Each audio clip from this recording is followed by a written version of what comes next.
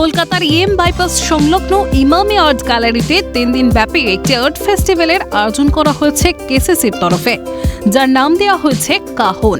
কাহনের মাধ্যমে মানুষের ভিতরকার শৈল্পিক সত্তাকে ফুটিয়ে তোলা হয়েছে এ এক অন্য আমির গল্প। বিভিন্ন পেশার মানুষজন এবং শিল্পীদের ভাবনাকে একত্রিত করে ফুটিয়ে তোলা হয়েছে এই আর্ট ফেস্টিভ্যালের মাধ্যমে। সৌভিক পায়রা, জয় আইচ ভৌমিক এবং যাদব সেনের হাত ধরেই কাহনের পথ চলা শুরু। বিভিন্ন ধরনের ছবি, মুখোশ এবং বিভিন্ন অ্যান্টিক পিস স্থান পেয়েছে এই আর্ট ফেস্টিভ্যালে। এক কথায় শিল্পীদের ছোঁয়ায় তা হয়ে উঠেছে আরও অভিনব। এইটা এবারে প্রথমবারের অনুষ্ঠান। আমরা সবাই বিজ্ঞাপন জগতে বহুত বছর ধরে কাজ করছি। তো বিজ্ঞাপন যখন কাজ করি তখন আমরা নর্মালি ক্লায়েন্টদের কথায় তাদের দরকার অনুযায়ী কাজ করি। সেটা একটা কমিশন কাজ, কিন্তু তার বাইরে প্রত্যেকের একটা নিজস্ব চিন্তাভাবনা থাকে, যেটা এক্সপ্রেস করার কোনো জায়গা থাকে না। তো সেই জায়গা থেকে আমরা ভেবেছিলাম যে যদি কিছু নতুন কিছু করা যায়।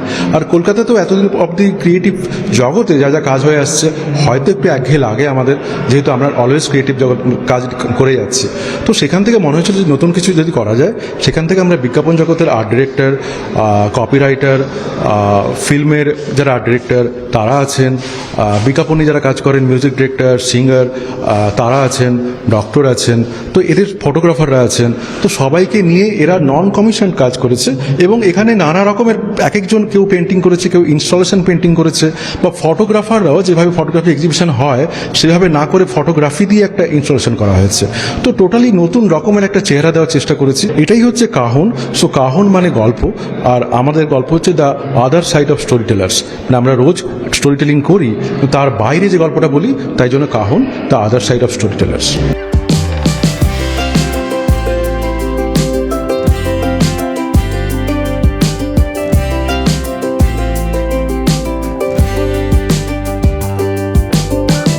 কাহন আর্ট ফেস্টিভ্যাল, এটা আমরা প্রায় 3-4 মাস আগে ভেবেছিলাম। তখন এটার নাম ছিল নিখিলেশ সান্যালদের ছবি। নিখিলেশ সান্যাল বলতে মনে পড়ে যাবে আপনাদের যে সুপর্ণকান্তি ঘোষের লেখা মান্নাদের গান বিখ্যাত কফি হাউসের সেই আড্ডাটায়, যেখানে আর্ট কলেজের ছেলে নিখিলেশ সান্যাল বিজ্ঞাপনের ছবি আঁকতো। সেই বিজ্ঞাপনের লোকেদের এক জায়গায় করে যদি একটা অন্যরকম কিছু এক্সিবিশন করা যায়, সেই ভাবনা থেকেই এই প্রদর্শনীর সূত্রপাত। ক্যামেরায় গোপাল সোনের সঙ্গে মেঘালয়ের রিপোর্ট, কলকাতা নিউজ।